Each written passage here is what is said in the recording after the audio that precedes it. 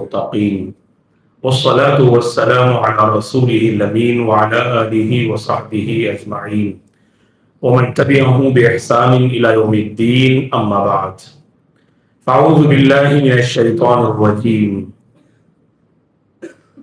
ما كان إبراهيم يهوديا ولا نصرانيا ولكن كان حنيفا مسلما وما كان من المشركين۔ محترم حضرات، بإذن اللہ آج کے اس درس میں اللہ کے ایک عظیم پیغمبر جنہیں خلیل اللہ کہا جاتا ہے، جنہیں ابو الانبیاء کہا جاتا ہے، اس عظیم پیغمبر کی وہ زندگی جو اللہ نے قرآن مجید میں بیان کیا ہے، اس زندگی کو سامنے رکھ کر ہم اپنے ایمان کی مختصر وقت میں بإذن اللہ تربیت کرنے کی کوشش کرتے ہیں۔ اللہ تبارک و تعالیٰ کے برگزیدہ پیغمبروں میں ابراہیم علیہ السلام ہیں۔ قرآن مجید میں مختلف مقامات پر اللہ نے اس عظیم پیغمبر کا ذکر کیا ہے۔ آپ کو ابو الانبیاء کہا جاتا ہے، سارے انبیاء کے باپ۔ خلیل اللہ کہا جاتا ہے، اللہ کے جگری دوست۔ قرآن مجید میں دو ایسے پیغمبر ہیں جن کی زندگی کو اللہ نے بطور آئیڈیل اختیار کرنے کی دعوت دی۔ ایک ہمارے پیغمبر سورہ احزاب میں لَقَدْ كَانَ لَكُمْ فِي رَسُولِ اللَّهِ أُسْوَةٌ حَسَنَةٌ، دوسرے ابراہیم علیہ السلام سورۃ الممتحنہ میں، جس سورت کی تلاوت آج تراویح میں ہوگی، قَدْ كَانَتْ لَكُمْ أُسْوَةٌ حَسَنَةٌ فِي إِبْرَاهِيمَ، جہاں اللہ کے نبی کی زندگی کو پروردگار نے اسوہ حسنہ، بہترین آئیڈیل کے طور پر پیش کیا، اسی طرح ابراہیم علیہ السلام کی زندگی کو بھی رب ذوالجلال نے ایک آئیڈیل کے طور پر پیش کیا۔ ابراہیم علیہ السلام جب ہوش سنبھالتے ہیں تو آپ نے اپنی آنکھوں کے سامنے بت پرستی کا ماحول دیکھا۔ ہر طرف بت پرستی، اوروں کی، غیر اللہ کی پوجا پاٹ ہو رہی ہے، اور ایسے گھر میں آپ جنم لیتے ہیں۔ آپ کے والد آزر، جس کے بارے میں کہا گیا کہ وہ بتوں کو اپنے ہاتھوں سے تراشتا تھا، اپنے ہاتھوں سے بناتا تھا۔ بتوں کو بنانے والا آزر، اس گھر میں اس عظیم پیغمبر کی ولادت ہوتی ہے۔ اور جب آپ ہوش سنبھالتے ہیں تو آپ کو اللہ تعالیٰ نے جس عقل سے، سمجھداری سے نوازا تھا، اس کو سامنے رکھ کے آپ نے سوچا یہ شرک، بت پرستی ٹھیک نہیں لگ رہی ہے، چلیے ہم اپنے خالق اور رب کو پہچانتے ہیں۔ سورہ انعام 7ویں پارے میں اللہ نے اس واقعے کو بیان کیا۔ آپ کا سفر توحید کا یہ مبارک سفر، سب سے پہلے آپ نے ستاروں پہ غور کیا، سمجھا کہ یہ ہمارا رب ہے۔ جب ستارہ غائب ہو گیا تو آپ نے کہا میرا رب غائب ہونے والوں میں سے نہیں ہے۔ چاند کو دیکھا تو اس کی روشنی اور اس کی چمک کو دیکھ کر اسے خدا سمجھ لیا، اور جب چاند بھی غائب اور غروب ہو گیا تو آپ نے کہا کہ میں نے غلطی کی چاند کو خدا سمجھ کر۔ پھر آخر کار آپ نے سورج کو دیکھا، قرآن میں اللہ نے بیان کیا ارے یہ سورج معبود ہے، یہ سورج خدا ہے، کیوں خدا نہ ہو، ھذا اکبر، یہ تو بہت بڑی چیز لگ رہی ہے، یہی خدا ہو۔ اور جب وہ بھی غائب ہو گیا تو اس موقع میں آپ نے کہا کہ نہ ستارے رب ہیں، نہ چاند، نہ سورج، بلکہ ان سب کا جو خالق ہے وہی رب ہے۔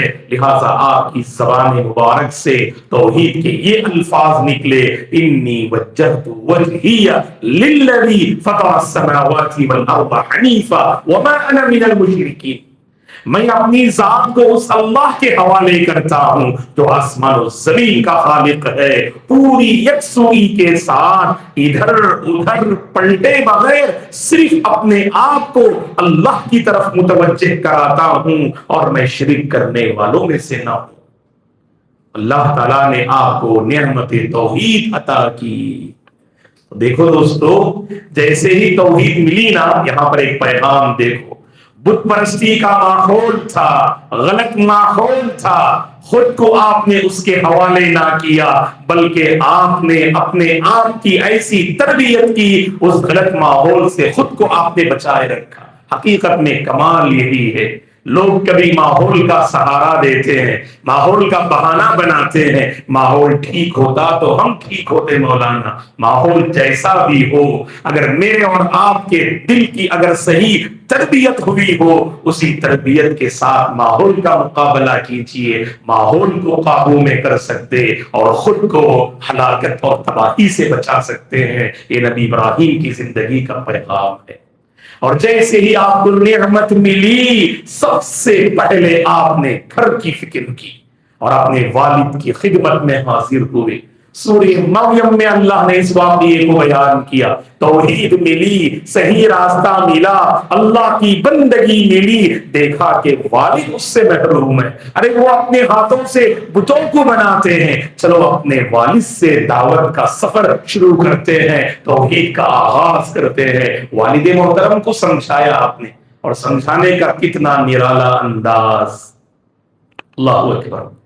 حضرت ابراہیم علیہ السلام جو سمجھا رہے تھے اپنے والد محترم کو، کتنا نرالا انداز! اپنے والد کی خدمت میں حاضر ہوئے، کہا یا ابتی لم تعبد ما لا يسمع ولا يبصر ولا يغني عنك شيئا۔ اے ابو جان، انداز دیکھیے دوست، سامنے والا کتنا بد مزاج کیوں نہ ہو، کتنا سخت کیوں نہ ہو، کس قدر بڑی غلطی پر کیوں نہ ہو، ہمارا کیریکٹر، ہماری زبان، ہمارا باڈی لینگویج بہت معنی رکھتا ہے، یاد رکھیے۔ ہمارا ایک ایک لہجہ سامنے والے کے دل میں اثر کر جاتا ہے۔ سامنے والا کیسا توحید سے محروم ہے، بتوں کو اپنے ہاتھ سے تراشتا ہے، ایسے بندے کی خدمت میں حاضر ہو کر والد کا جو مقام ہے اسے آپ نے باقی رکھا، عزت ادب احترام سے اپنے والد محترم سے کہا اے ابو جان، ایسی چیزوں کی آپ عبادت کیوں کرتے ہیں جو نہ سن سکتے ہیں، نہ دیکھ سکتے ہیں، نہ آپ کے کچھ کام آ سکتے ہیں۔ پھر آگے کہا یا ابتی لا تعبد الشیطان، اے ابو جان شیطان کا کہا نہ ماننا، شیطان کی عبادت نہ کرنا، شیطان تو رب کا بڑا نافرمان ہے، شیطان یہ رحمان کا نافرمان ہے۔ آگے کہا اے ابو جان انی اخاف ان یمسک عذاب من الرحمن، مجھے ڈر ہے اسی بت پرستی پر اگر آپ رہیں کہیں اللہ کی طرف سے کوئی عذاب نہ آ جائے اور آپ پریشان نہ ہو جائیں، اسی لیے ابو جان توحید کو اپنا لیجئے، ایک اللہ کی بندگی کو قبول کر لیجئے۔ کتنا درد، کتنی تڑپ اور کتنا عظیم اور بہترین لہجہ اور اخلاق ابراہیم علیہ السلام کا دیکھیے۔ لیکن مقابلہ کیسے ہو رہا ہے؟ سامنے والا آزر جو بت پرستی میں ڈوبا ہوا تھا، اس نے کہا ابراہیم علیہ السلام اپنے لخت جگر ابراہیم سے کہا، آزر نے لئن لم تنتہی لأرجمنک، باپ نے اپنے بچے کو وارننگ دی، باپ نے اپنے بچے کو وارننگ دی، اے ابراہیم جس توحید کی تم بات کر رہے ہو، اگر اس توحید سے تم باز نہیں آؤ گے میں پتھر برسا کر تمہیں مٹا دوں گا، پتھر مار کے تمہیں ختم کر دوں گا، یہی چھوڑی یہ توحید کی بات، آگے کچھ نہ کرنا۔ کیا جواب دیا؟ پتھر کی بات کری، پتھر کی بات کہی آزر نے، اور بیٹے کا رپلائی دیکھیے، ابراہیم علیہ السلام نے کہا سلام علیک، اے ابو جان آپ پر سلامتی ہو، میں آپ کے سلسلے میں اپنے رب سے مغفرت چاہوں گا۔ اللہ اکبر! دیکھیے دوستو، توحید جب دل میں آتی ہے نا، پورا معاملہ وہاں بدلنے لگتا ہے، زبان بدلتی ہے، لہجہ بدلتا ہے، اخلاق بدلتا ہے، کیریکٹر بدلتا ہے، انسان کا مزاج وہاں سے بدلنے لگتا ہے، جو بد مزاج تھا وہ سبحان اللہ باخلاق بننے لگتا ہے۔ یہ توحید کا کمال ہوتا ہے، جب دل میں توحید داخل ہوتی ہے ہماری زندگی کے بہت سارے پہلوؤں میں اس کے اچھے اثرات نظر آتے۔ پیغام یہاں یہ ہے دوستو، اللہ نے جب ہمیں کتاب و سنت سے نوازا ہے، اچھے انداز سے پیش آئیں دوستو لوگوں سے۔ ہمیشہ ہمارا جو لہجہ ہوتا ہے گرم لہجہ، وہ سامنے والے کو برسن کر دیتا ہے، سامنے والے کے دل میں ہماری بھلی بات کو داخل ہونے نہیں دیتا۔ ہمارا گرم لہجہ اگر وہی نرم لہجہ ہو، ہماری باتیں کانوں سے ٹکراتے ہوئے دلوں سے جو ہے گزرتی ہیں، اور وہی باتیں دلوں میں اثر کر جاتی ہیں۔ کیا کہا ابراہیم علیہ السلام نے؟ سلام علیک، پتھر برسانے کی بات کہی گئی، آپ نے کہا کہ تم پر سلامتی ہو۔ اور آپ یہی نہیں رکے، آپ قوم والوں کو سمجھانا چاہ رہے تھے، قوم والوں کو دعوت دیا آپ نے، ایسے بتوں کی آپ عبادت کیوں کرتے ہیں جو نہ سنتے ہیں، نہ دیکھتے ہیں، نہ خود اپنی ضرورت پوری کر سکتے ہیں؟ جسے کہتے ہیں نا لاجک جو ہے سامنے والے کے سامنے پیش کرنا، وہ ایک واقعہ آپ کی زندگی میں پیش آیا۔ پوری قوم والے کسی تہوار کی مناسبت سے اپنی بستی سے باہر جا رہے تھے، ابراہیم کو بھی لوگوں نے دعوت دی علیہ السلام کو، آپ بھی آئیے چلیے ہمارے ساتھ۔ ابراہیم علیہ السلام نے بہانہ بنایا اور کہا، اس بت پرستی کے محفل سے خود کو باز رکھنے کے لیے کہا کہ میں بیمار ہوں، چل نہیں سکتا آپ لوگوں کے ساتھ، آپ لوگ چلیں۔ سب پوری بستی خالی۔ قرآن میں اللہ تعالیٰ نے سورۃ الصافات میں 23ویں پارے میں اللہ نے اس واقعے کو بیان کیا، اور سورہ انبیاء میں بھی اللہ نے بیان کیا ہے۔ پوری بستی والے چلے گئے اور بت خانے میں داخل ہوئے، جہاں ہر طرف بت رکھے ہوئے تھے، کئی بت رکھے ہوئے تھے معبودان باطلا۔ آپ نے کلہاڑی لی، ایک ایک بت کو اپنے ہاتھ سے کلہاڑی سے آپ نے توڑا پھوڑا، اور آخرکار جو سب سے بڑا بت تھا اس کے گلے میں آپ نے کلہاڑی کو ڈال دیا، لٹکا دیا۔ اور جب بستی والے واپس آئے تو سب سے پہلے عبادت گاہ میں بت خانے میں داخل ہوئے، اور دیکھا تو بڑا عجیب و غریب منظر ہے، سارے بت نیچے پڑے ہوئے ہیں، صرف ایک بت وہاں باقی ہے۔ آپس میں گفتگو کرنے لگے، یہ کس کی حرکت ہو سکتی ہے؟ تو لوگوں نے کہا، سمعنا فتى یذکرہ یقال لہ ابراہیم، ہم نے ایک نوجوان کو ہمیشہ توحید کی بات کرتے ہوئے اور ہمارے بتوں کے خلاف کہتے ہوئے ہم نے سنا ہے، شاید کہ یہ اسی نوجوان کی حرکت ہو۔ بادشاہ نے کہا کہ بلائیں اس نوجوان کو۔ ابراہیم علیہ السلام کو پیش کیا گیا۔ ابراہیم علیہ السلام سے پوچھا، پوری قوم والے ہیں، بادشاہ ہے، پوچھتے ہیں کہ من فعل هذا بآلہتنا یا ابراہیم، اے ابراہیم بتاؤ تو صحیح، ان بتوں کے ساتھ کس نے ایسی حرکت کی؟ آپ نے کہا کہ جو بڑا بت ہے نا اس نے کیا ہوگا، آپ چاہیں تو اس سے پوچھ سکتے ہیں، یہ جو بڑا بت کھڑا ہے یہ کیا ہوگا، اس سے آپ پوچھ سکتے ہیں۔ تو کہا قوم والوں نے، یہ کیسے کہہ سکتا ہے، جب تو کہہ نہیں سکتا وہ تمہارا خالق کیسے ہو سکتا ہے؟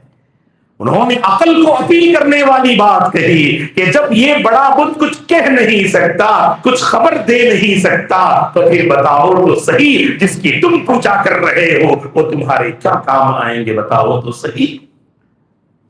لکم ولما تعبدون من دون اللہ، ہائے افسوس تم پر اور تمہاری بت پرستی پر، ہائے افسوس تم پر اور تمہاری بت پرستی پر۔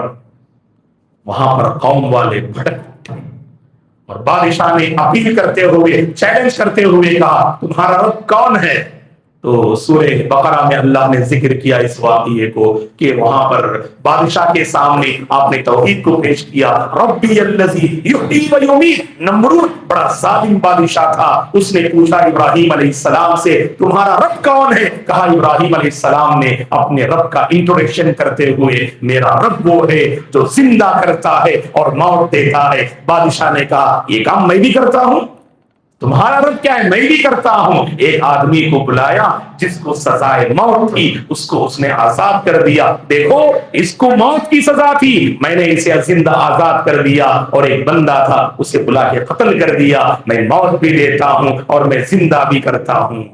ابراہیم علیہ السلام نے عقل کو اپیل کرنے والی بات کہی، اچھا تم زندہ کرتے ہو، موت بھی دیتے ہو، میرا رب کون ہے جانتے ہیں؟ جہاں میرا رب زندہ کرتا ہے، موت دیتا ہے، میرا رب وہ ہے فَإِنَّ اللَّهَ يَأْتِي بِالشَّمْسِ مِنَ الْمَشْرِقِ فَأْتِ بِهَا مِنَ الْمَغْرِبِ، میرا رب وہ ہے جو سورج کو مشرق سے نکالتا ہے، میرا رب وہ ہے جو سورج کو مشرق سے نکالتا ہے۔ اگر تم رب ہو تو سورج کو مغرب سے نکال کے دکھاؤ، سورج کو مغرب سے نکال کے دکھاؤ۔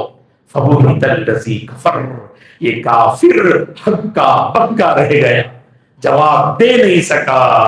جب عقل کو اپیل کرنے والی بات سامنے والے کے سامنے پیش کرے، وہاں ایک ہی حربہ ہوتا ہے، یہ وہ اگر ماننے کے لیے تیار نہیں، اپنی برائی باطل پر ڈٹے رہنے کی اگر بات آئے، سامنے والے پہ حملہ کر بیٹھتے ہیں۔ اب یہ حملہ کیا سامنے والے پہ، پوری قوم والوں سے کہا آگ جلاؤ۔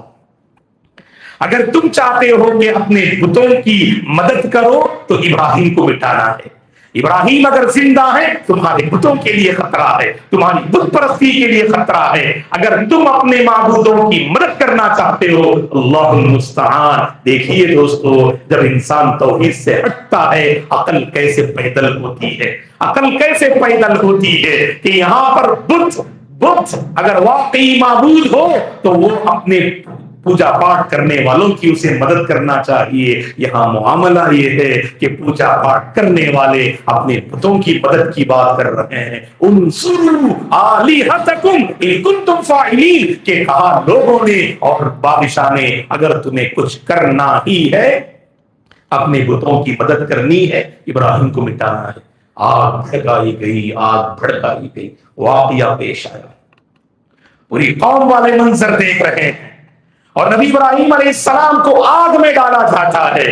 آگ پیدا کرنے والی ذات اللہ کی ہے، میرے اور آپ کا ایمان ہے۔ درخت کا ایک پتا بھی جب تک اللہ کی اجازت نہ ہو حرکت کر نہیں سکتا۔ درخت کا پتا حرکت کرتا ہے، اس میں اللہ کا حکم ہوتا ہے۔ یہاں پر آگ اسی وقت اپنا کام کر سکتی ہے جب خالق کا آرڈر آئے۔ خالق نے اس مخلوق سے کہا یا نار کونی بردا وسلاما علی ابراہیم، اے آگ اب تیرے حوالے ابراہیم ہوں گے، یاد رکھنا اس ابراہیم کے لیے تو ٹھنڈی اور سلامتی والی بن جانا۔ صرف ٹھنڈی نہیں کہا کیونکہ ٹھنڈی میں بھی تکلیف ہو سکتی ہے۔ اللہ نے اپنے موحد بندے کی اتنی لاج رکھی، اپنے موحد بندے کا اتنا خیال رکھا، اگر زیادہ ٹھنڈی ہو ابراہیم کو آگ میں تکلیف ہو سکتی ہے، اسی لیے اللہ نے کہا اے آگ تو جہاں ٹھنڈی ہوگی وہیں سلامتی والی بھی بن جائے گی، ذرہ برابر ابراہیم کو تکلیف نہ ہونا۔ اور داخل کیے گئے، آگ میں ڈالے گئے، پورا منظر لوگوں نے دیکھا۔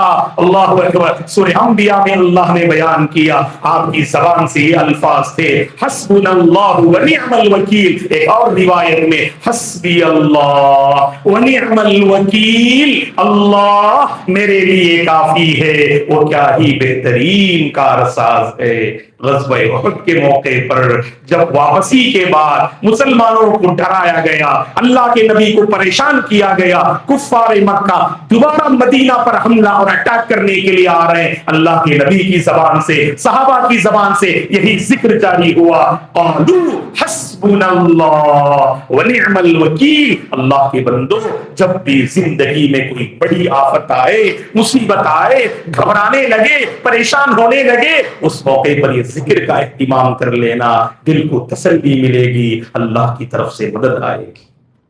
آج بھی ہو جو براہیم سا ایمان پیدا آگ کر سکتی ہے انداز گلستان پیدا۔ شاعر نے کہا آج بھی اگر وہ ابراہیم کا ایمان ہو تو اللہ تعالیٰ آگ کے اندر وہ طاقت پیدا کر سکتے ہیں جو اپنی اصل طاقت کو کھو کر وہ ٹھنڈی اور سلامتی والی بن سکتی ہے۔ شرط یہ ہے کہ دل میں وہ توحید ہو، توحید کی وہ چمک اور روشنی ہو۔ دیکھا کہ پوری بستی والے آپ کے خلاف ہیں، نکلے آپ اپنی اہلیہ اور بچے کے ساتھ باہر، اللہ کی طرف سے حکم ہوا کہ مکہ میں چھوڑا، اور مکہ ایسی زمین تھی نہ کوئی آبادی، نہ کوئی چرند پرند، کوئی گھاس پھوس درخت، آبادی چرند پرند کوئی نہیں، بے آب و گیاہ سرزمین، نہ کوئی چارہ نہ کوئی آبادی، ایسی زمین میں چھوڑ کر جانے کا اللہ نے حکم دیا۔ اور اللہ کو جو منظور تھا اس عظیم بستی کو آباد کرنا نبی ابراہیم اور آپ کی اہلیہ اور بچوں کے ذریعے سے چھوڑ کے جا رہے تھے۔ مشہور واقعہ ہے، ہاجر علیہ السلام جو آپ کی بیوی تھی بار بار آپ سے پوچھ رہی تھی آپ ہمیں یہاں چھوڑ کے کیوں جا رہے ہیں؟ ابراہیم علیہ السلام نے کچھ جواب نہیں دیا، بس جب بیوی نے یہ پوچھا اللہ امرک بہذا یا ابراہیم، اے ابراہیم بتائیں تو صحیح کہ اللہ نے آپ کو حکم دیا ہے، آپ نے اشارہ کیا کہ ہاں یہ رب کا حکم ہے۔ اللہ اکبر۔ حاجر کی حضرت ابراہیم علیہ السلام نے کیسی تربیت فرمائی، کہا اس نیک بیوی نے اذن لا یسیعنا، اے ابراہیم جائیں آپ، گھبرائیں نہ، پریشان نہ ہو، اللہ تعالیٰ ہمیں ضائع نہیں کرے گا۔ جب رب کا حکم ہے کبھی وہ اپنے بندوں اور بندیوں کو ضائع نہیں کر سکتا۔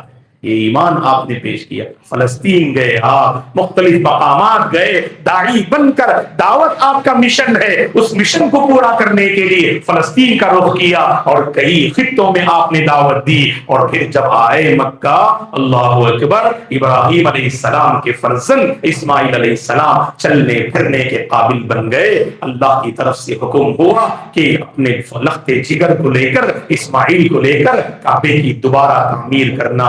حقیقت میں کعبے کو کس نے بنایا؟ بعضوں نے کہا فرشتوں نے بنایا، اکثر علماء نے کہا آدم علیہ السلام نے بنایا، یہی بات اکثر علماء نے ذکر کی ہے۔ لیکن نوح علیہ السلام کی قوم پر جب طوفان آیا، طوفان نوح کے بعد آہستہ آہستہ اس کے نشانات ختم ہوتے گئے اور جہاں پر کعبہ تھا وہ پورا نشان مٹ چکا تھا۔ اللہ کی طرف سے حکم ہوا اے ابراہیم جہاں پر کعبہ تھا دوبارہ اس کی بنیادیں آپ قائم کیجئے اور کھڑا کیجئے۔ اللہ کے حکم سے ابراہیم علیہ السلام آگے بڑھتے ہیں اور اس مقام پر دوبارہ کعبے کی تعمیر فرماتے ہیں۔ ابراہیم علیہ السلام نے دوبارہ وہاں پر کعبے کی تعمیر فرمائی۔ اللہ اکبر۔ کعبے کی تعمیر سے فارغ ہوئے، وہ مشہور واقعہ ہم جانتے ہیں، حج کا اعلان اسی وقت کیا گیا۔ رب نے کہا سورہ حج میں اللہ نے ذکر کیا ہے وَأَرِّنْ فِي النَّاسِ بِالْحَجِّ يَأْتُوكَ رِجَالًا، کہ اے ابراہیم آپ لوگوں میں اعلان کیجئے کہ آپ اے اللہ کے بندو چلے آؤ اللہ کے گھر کی جانب حج کا ارادہ کرتے ہوئے اور کعبے کا طواف کا ارادہ کرتے ہوئے چلے آؤ حج کا آپ اعلان کیجئے۔ اللہ کا جب حکم ہوا، علماء نے لکھا ہے وہاں جو مکے میں ایک پہاڑ ہے جسے ابو القبیس کہا جاتا ہے، اس ابو القبیس نامی پہاڑ پر آپ کھڑے ہوتے ہیں اور اللہ کا یہ اعلان لوگوں کے سامنے پہنچاتے ہیں۔ اللہ اکبر۔ اور اس کے بعد سے حج کا وہ سلسلہ شروع ہوتا ہے۔ دوستو پہلے بھی انبیاء نے حج کیا، حضرت آدم نے بھی حج کیا، حضرت آدم نے بھی حج کیا، دیگر انبیاء نے بھی حج کیا، اور حج کا سلسلہ پھر ابراہیم علیہ السلام سے شروع ہوتا ہے۔ اور اس کے بعد وہ عظیم واقعہ آپ کی زندگی کا ہم جانتے ہیں۔ اللہ اکبر۔ جب آپ کے لخت جگر اچھی طرح سے چلنے پھرنے کے قابل ہوئے، خواب میں دیکھا آپ کو ذبح کرتے ہوئے، دیکھا کہ ذبح کرتے ہوئے، خواب کو اپنے لخت جگر کے سامنے ذکر کیا۔ فرما بردار بیٹے نے اپنے والد سے کہا دیکھو دوستو، جیسے ہم بچوں کی تربیت کرتے ہیں نا، اسی انداز سے بچے بھی ہمارے ساتھ مقابلہ کرتے ہیں۔ جیسے ہم نے ان کی تربیت کی اس کا اثر وہ اپنی زندگی کے ایکٹیویٹیز میں دکھاتے ہیں۔ جب ابراہیم نے اپنے بیٹے کے سامنے خواب کو ذکر کیا، اللہ اکبر، اے لخت جگر میں آپ کو خواب میں ذبح کرتے ہوئے دیکھ رہا ہوں، تو کہا لخت جگر نے افعل ما تؤمر، اے ابو جان جس کا آپ کو حکم دیا جا رہا ہے، رب حکم دے رہا ہے، اسے آپ بجا لائیے، آپ مجھے صبر کرنے والوں میں سے پائیں گے۔ اللہ اکبر۔ لے جاتے ہیں، مشہور واقعہ ہے، لخت جگر کو ذبح کرنے کے لیے چھری کا کام سبحان اللہ کاٹنا ہے، چھری کا کام گلا گھونچنا ہے، لیکن چھری کو پیدا کرنے والا بھی اللہ ہے۔ جب اللہ کا حکم نہ آیا تو چھری بھی اپنا کام نہ کر بیٹھی، تو وہاں پر اللہ کی طرف سے اعلان ہوتا ہے قد صدقت الرؤیا، اللہ اکبر، اے ابراہیم بس کیجئے گا، آپ نے خواب کو سچ کر دکھلایا۔ ہم اپنے نیک بندوں کا ایسا ہی امتحان لیتے ہیں اور اس امتحان میں آپ کامیاب ہوئے۔ مثالی باپ کے مثالی بیٹے تھے اسماعیل علیہ السلام، مثالی باپ ابراہیم اور مثالی بیٹے اسماعیل۔ باپ جب مثالی ہو، رول ماڈل ہو، اور رول ماڈل بچوں کو تیار کرتے ہیں دوستو۔ تو یہ عظیم واقعہ اللہ تعالیٰ نے قرآن مجید کی سورۃ الصافات میں بیان کیا ہے۔ دوستو دو باتیں کہہ کر میں اپنی گفتگو ختم کروں گا آپ کی زندگی کے حوالے سے۔ یاد رکھیے دوستو، پہلی بات، آزمائشیں آپ کی زندگی میں بہت آئیں۔ یاد رکھیں جس قدر انسان نیک ہوتا ہے، دیندار ہوتا ہے، اللہ اسی طرح آزماتے ہیں دوستو۔ گھبرانا نہیں آپ۔ کبھی اللہ کے بندے بڑے متقی ہوتے، نمازی ہوتے، پرہیزگار ہوتے، بااخلاق ہوتے، دین کی ایک تعلیم کو اپناتے، پھر بھی اللہ تعالیٰ آزماتے، کہیں نہ کہیں سے آپ پریشان رہتے۔ گھبرانا نہیں، اپنی عبادتوں میں شک مت کیجئے، اپنی عبادتوں میں شک مت کیجئے۔ اللہ آپ کو اور قریب اور قریب اور قریب کرنا چاہتے ہیں، جیسے ابراہیم علیہ السلام کو اللہ نے قریب کیا۔ سورہ بقرہ میں اللہ نے کہا وَإِذِ ابْتَلَىٰ إِبْرَاهِيمَ رَبُّهُ بِكَلِمَاتٍ فَأَتَمَّهُنَّ۔ ابراہیم علیہ السلام کو رب نے آزمایا، ہر قدم آزمایا، اور ابراہیم کیسے تھے؟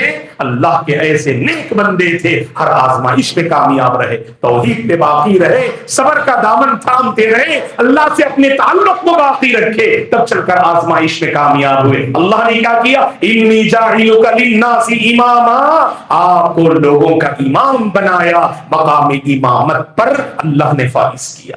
آپ کا مستقبل ہے، آپ کی آخرت ہے، اس میں آپ کامیاب ہوں گے اللہ کے بندو۔ اور دوسری اور آخری بات یہ ہے، آپ کی زندگی کے حوالے سے دعاؤں سے بڑا گہرا رشتہ ہونا چاہیے۔ واللہ نبی ابراہیم علیہ السلام کی زندگی کا بڑا سنہرا پیغام ہے۔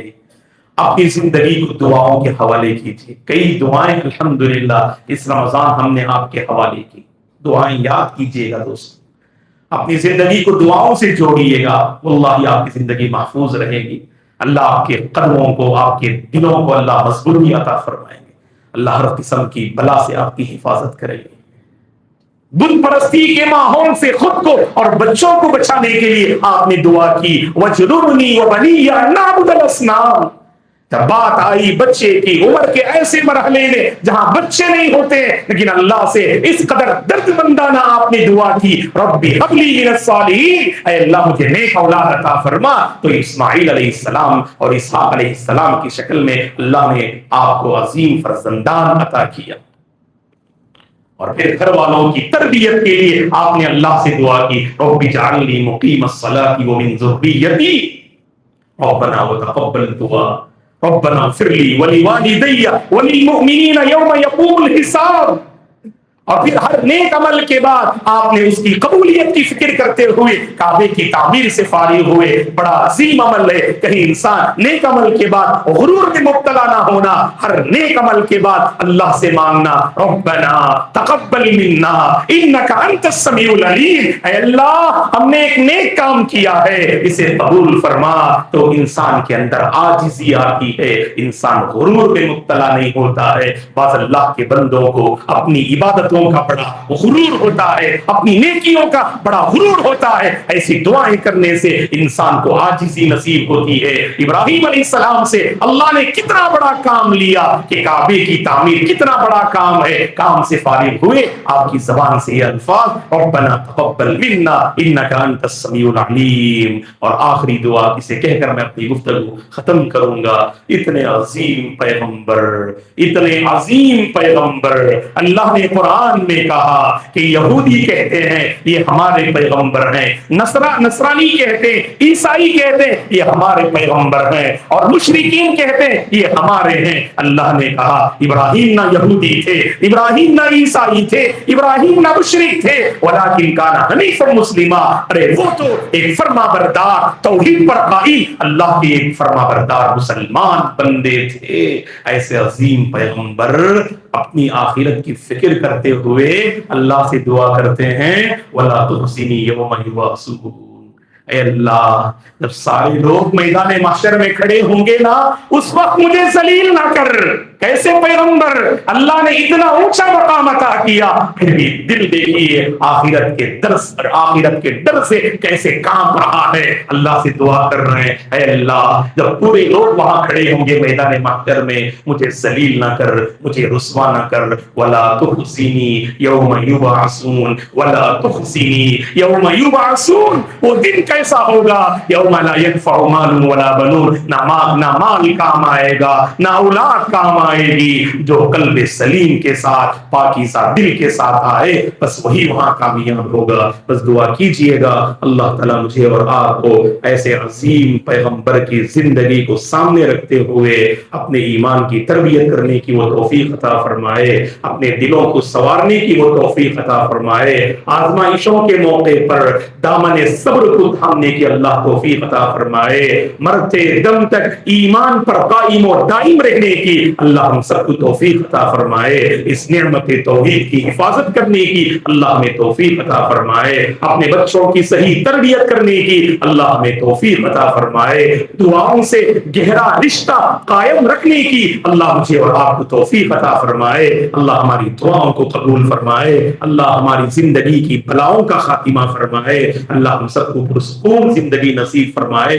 نبی ابراہیم علیہ السلام کو آئیڈیل مانتے ہوئے آپ کی زندگی میں جو عظیم توحید تھی، جو عظیم ایمان تھا، اس توحید اور ایمان کے ساتھ زندگی گزارنے کی اللہ ہم سب کو توفیق عطا فرمائے، بت پرستی کے ماحول میں اللہ ہم سب کو اپنے ایمان کی حفاظت کرنے کی توفیق عطا فرمائے، ہمارے وہ نوجوان لڑکے اور لڑکیاں جو خاص کر کالجز میں پڑھ رہے ہیں اللہ ان کے ایمان کی حفاظت فرمائے، اللہ ان کی پہچان کی حفاظت فرمائے، اللہ ان کے دلوں کی حفاظت فرمائے، اللہ انہیں اپنے ماں باپ کی آنکھوں کے حق میں ٹھنڈک کا ذریعہ بنا دے، ہر قسم کی آفت سے اللہ ان نوجوان طلبہ اور طالبات کی حفاظت فرمائے، اللہ ان کے مستقبل کو سنوار دے، اللہ ان کے مستقبل کو آباد کر دے، اللہ ہم سب کی زندگی کو ہر نعمت سے جوڑ دے، ہر خیر سے اللہ جوڑ دے، ہر شر اور برائی سے اللہ ہم سب کی حفاظت فرمائے، جہاں کہیں ہم رہیں اللہ تعالی ہم سب کو اپنے حفظ و امان میں رکھے، اللہ ہم سب کو اپنے حفظ و امان میں رکھے، امن و شانتی والی زندگی اللہ ہم سب کو نصیب فرمائے، صحت و عافیت والی زندگی اللہ ہم سب کو نصیب فرمائے، آمین۔ اقول قولی ھذا واستغفر اللہ لی ولکم ولسائر المسلمین من کل ذنب فاستغفروہ انہ هو الغفور الرحیم۔ سبحانک اللہم وبحمدک اشہد ان لا الہ الا انت استغفرک واتوب الیک۔ السلام علیکم ورحمۃ اللہ وبرکاتہ۔